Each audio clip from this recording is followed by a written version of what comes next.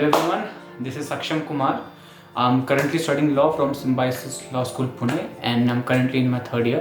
रही बात academic journey की तो मैं शुरुआत से एक डिसेंट स्टूडेंट था. I used to get good enough marks कि हाँ 90+% मार्क्स आ जाते थे और क्लास 10th में 96% आई थी और क्लास 12th में 94% आई थी.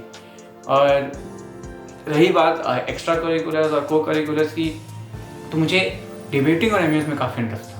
मतलब मुझे पसंद थी वो चीज़, मुझे मज़ा आता था वो चीज़ों को करने में. और मैं कभी कभी पोइट्री भी लिखता था, कविताएं भी लिखता था, बट मोस्टली मेरा इंटरेस्ट डिबेटिंग में इन सब चीज़ों में था. और फिर मेरे को एस्ट्रोफिजिक्स और पार्टिकल फिजिक्स में भी बहुत ज़्यादा इंटरेस्ट था, है अभी भी. इवन दो स्टडिंग लॉ मुझे अभी भी है, तो उस समय मुझे बहुत इंटरेस्ट था. स्पेस टेक्नोलॉजी, एस्ट्रोफिजिक्स में बहुत ज़्यादा इंटरेस्ट था, especially the theoretical part of it. So that led me to take science in class 11th. And ये तो इंडिया का अनस्पोकन रूल है कि अगर आपने साइंस ली है तो ये आपकी ड्यूटी है, आपकी एक फंडामेंटल ड्यूटी है कि आप आईआईटी के लिए अपीयर होंगे ही होंगे. और मुझे करनी भी एस्ट्रोफिजिक्स और पार्टिकल फिजिक्स थी, तो मुझे लोगों ने बोला कि एज इन मेरे पेरेंट्स, मेरे दोस्तों ने बोला कि तुम्हें आईआईटी करना चाहिए, जेईई एडवांस क्लियर कर लोगे, पक्का हो जाएगा तुम्हारा. तो ठीक है, ले लेते हैं.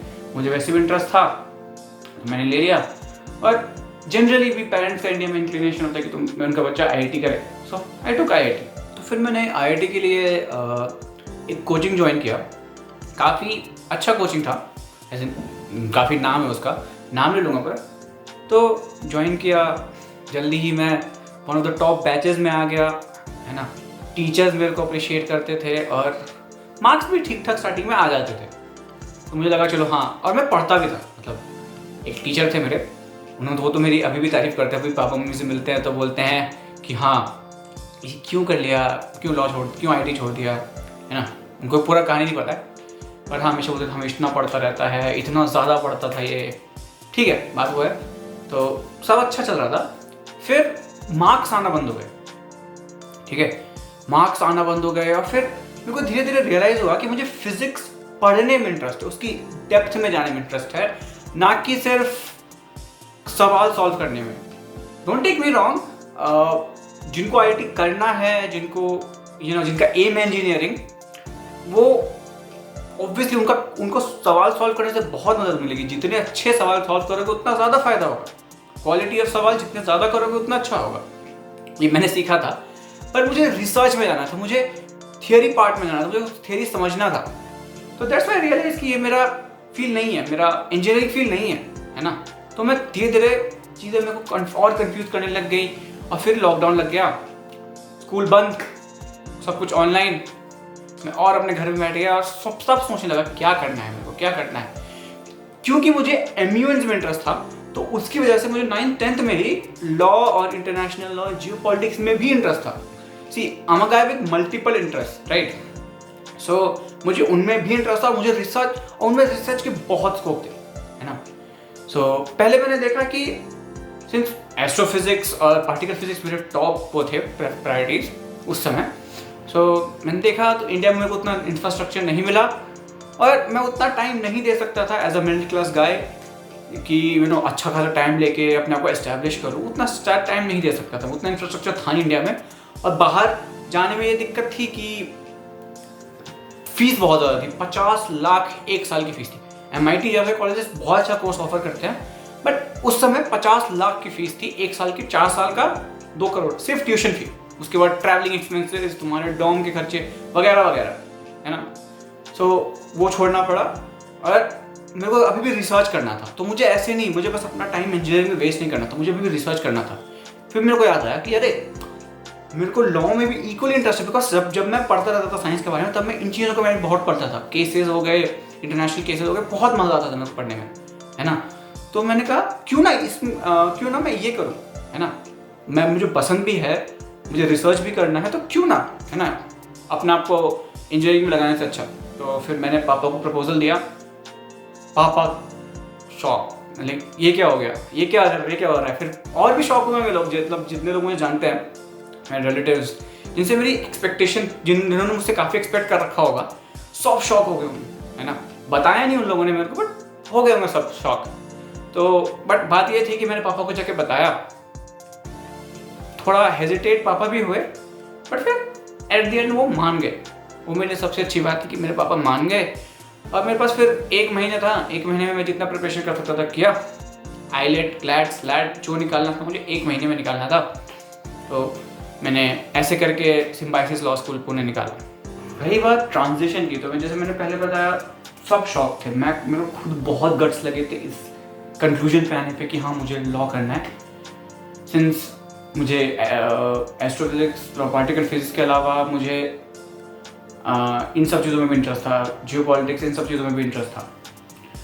और आईआईटी में इतना इंटरेस्ट नहीं था शायद, मुझे सब्जेक्ट्स में इंटरेस्ट था, बट शायद आईआईटी करने में उतना इंटरेस्ट नहीं था, मेरे को इंजीनियरिंग करने में उतना इंटरेस्ट नहीं था। सो ट्रांजिशन थोड़ा टफ था, थोड़ा टाइम लगा खुद को मेंटली प्रिपेयर करने में, बिकॉज अब मैं पूरा अपना करिकुलम चेंज करने वाला था, मेरा पूरा प्रिपरेशन अलग चीज़ के लिए होने वाला था। तो मेरे पास 1 महीने का वक्त था, जितना इस महीने में मैं जो कर सकता था करना था मेरे को, क्योंकि मुझे इसी महीने में क्लैट, आईलेट, स्लैट, ये सब लॉ के एग्जाम्स हैं, उनमें से एक अच्छा वाला तो निकालना ही था, है ना। स्लैट निकला और मैं अभी सिम्बायोसिस लॉ स्कूल पुणे में हूँ। और रही बात फाइनेंशियल लॉस की, तो जैसे मैंने कहा कि ट्रांजिशन था, थोड़ा तो फाइनेंशियल लॉस हो, बिकॉज मैंने कोचिंग में इतना इन्वेस्ट किया था। But I personally feel it was worth it, क्योंकि शायद मैं भी इंजीनियरिंग कॉलेज में होता तो ऐसा नहीं है कि मैं बुरा कर रहा होता, पर शायद मैं उतना खुश नहीं होता जितना मैं यहाँ पर कर रहा हूँ। क्योंकि अभी भी ये है कि अभी भी जो मेरे इंजीनियरिंग के दोस्त हैं, कुछ दोस्त हैं, वो जब मुझसे कुछ अपने टॉपिक के बारे में बताते हैं तो मैं भी उतना ही इंटरेस्ट लेता हूँ। मुझे अभी भी कुछ चीज़ों के जवाब अभी भी पता है, 3 साल हो गए हैं मेरे को, बट अभी भी कुछ चीज़ों के जवाब अभी भी पता है कुछ, क्योंकि मेरा अभी भी उन चीज़ों में इंटरेस्ट था, नेक्स्ट लेवल का इंटरेस्ट था मेरे को उन चीज़ों में। पर हाँ, शायद वो चीज़ मेरे लिए नहीं थी, जेई मेरे लिए नहीं था, तो मैंने एक डिसीजन लिया कि वो नहीं करना। और रही बात अभी के ग्रेड्स की, सो वेल अभी मैं 7.5 to 8 में घूम रहा हूँ जीपीए में। मेरा कॉलेज बहुत कम्पिटिटिव और मेरे कॉलेज में एक से बढ़कर एक स्टूडेंट्स हैं, तो उस कंपटीशन के प्रेशर के साथ मज़ा भी है कि सीखने को बहुत मिलता है ना, सब एक दूसरे से। तो हाँ, for me I am doing well in my law school. I can do better, but yeah I am doing well in my law school and yeah. और ये भी बात है कि ज़रूरी नहीं है कि तुम्हें मैथ्स, फिजिक्स और केमिस्ट्री पसंद हो, पढ़ना पसंद हो तो तुम आईआईटी ही करो, क्योंकि आईआईटी एक बंच ऑफ डेस्टिनेशंस के लिए पास हो सकता है, पर और भी डेस्टिनेशंस हैं जो शायद आईआईटी के थ्रू ना जाया जा सके, और भी तरीके होते हैं, तो वो ढूंढो, वो देखो तुम्हें करना क्या है ना। और ये मैं ये नहीं कह रहा कि आईआईटी बुरी चीज़ है, उनके लिए बहुत अच्छी चीज़ है जिनको करना है, इंजीनियरिंग में जोश है, उनको आईआईटी करना है, उनको इंजीनियरिंग करना है ना। पर अगर तुम्हारा सपना ही कुछ और है और तुम पाथ ही गलत ले रहे हो तो तुम्हें ये लॉन्ग टर्म में इफेक्ट करेगा। और मैं ये नहीं कह रहा कि तुम्हारा ट्रांजिशन, अगर तुम अभी आईआईटी के पाथ पे हो और तुम्हें ट्रांजिशन करना है किसी और पाथ पे, तो बहुत आसान होगा। वो बिल्कुल आसान नहीं होगा, ट्रांजिशन आसान नहीं होगा, बहुत लोगों को कन्विंस करना पड़ेगा, बहुत सोचना पड़ेगा, बहुत गट्स चाहिए। पर आई गेस इतना गट्स वर्थ होता है अपने, अगर तुम्हें अपने टर्म्स पे थोड़ा खुश जीना है लाइफ में, तो इतने गट्स चाहिए होते हैं लाइफ में, नहीं तो फिर तुम वो रैट रेस में फंस जाओगे जो अभी इंडिया के मेजॉरिटी फंसी हुई, मतलब इंडिया के मेजॉरिटी स्टूडेंट्स फंसे हुए हैं। क्योंकि वो रैट रेस तुम्हें कहीं लेके नहीं जा रही है। वो रैट रेस में तुम 4 साल बाद या फिर कॉलेज में आके तुम अपने पेरेंट्स को, अपने रिलेटिव्स को, जितने हो सके लोग, टीचर्स को, उनको ब्लेम करो कि हाँ इनकी वजह से आज मेरे साथ ये हो रहा है, उनकी वजह से ये मेरे साथ हो रहा है। बल्कि तो अगर तुम्हें वो नहीं करना, अगर तुम्हें उस रिग्रेट पे नहीं पहुंचना है ना, तो मे भी सोचो क्या तुम्हारे लिए है। सबके लिए नहीं होता, जिनको सब्जेक्ट में इंटरेस्ट हो शायद सबके लिए ना हो वो, है ना। तो ये ज़रूर सोचना, और जो आईआईटीज़ की प्रिपरेशन कर रहे हैं, गुड लक एंड सोचना ज़रूर। Thank you.